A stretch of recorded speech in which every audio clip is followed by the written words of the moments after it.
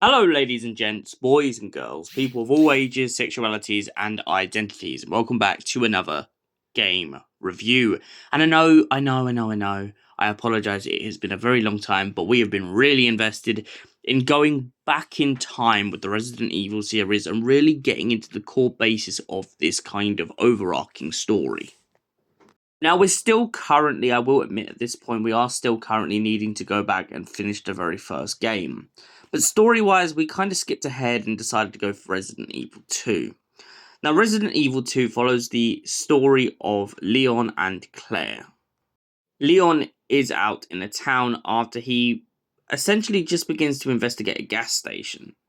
Whilst in the gas station, he finds that half of the people in there have turned to zombies. Or I should be more specific, zombie-like creatures, and have been driven mad by the virus. He then discusses with Claire throughout the story about the fact that Umbrella needs to be stopped. The pair then get separated when they get into town, and he tries to meet her up at the police station.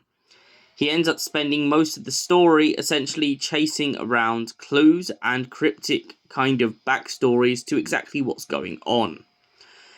When you play as Leon, you find yourself being chased down by a giant, muscle-bound guy with a grave face.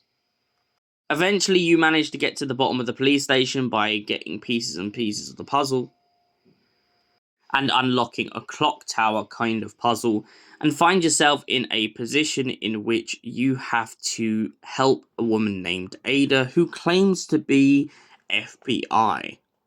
She tells you that the only way to stop Umbrella is to get to the bottom of the police station and go down into the vaults of Umbrella and get the G-Virus.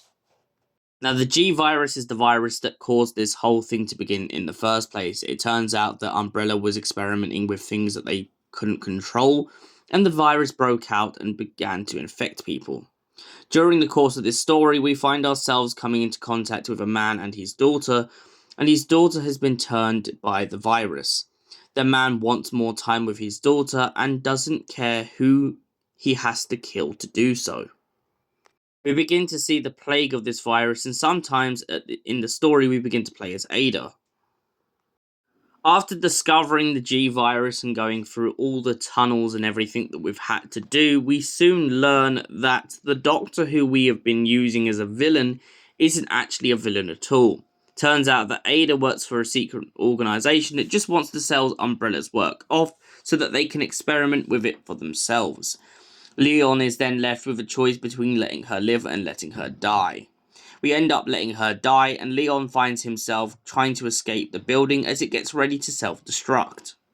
After this happens, we escape on a freight train and find ourselves left with Claire and a child and a giant octopus creature that seems to be trying to break into the carriage. So, Resident Evil 2. What would I give this out of 10 as a game? I really enjoyed this game, and I feel like it has so many levels and depths to it. I love that we get backstory and little hints of how first days were started, and I also like how bold Resident Evil is, that we really get to see this virus in its most horror stage. I mean, it's infected children, it's infected lab assistants, it's infected people in the police station. It really, really doesn't discriminate, this virus, and that is the core basis of what I think makes this story so strong. And for that reason, I give Resident Evil 2 a solid 10 out of 10. Thank you for watching, and we'll see you in the next game review. Until then, goodbye, stay beautiful, you beautiful people.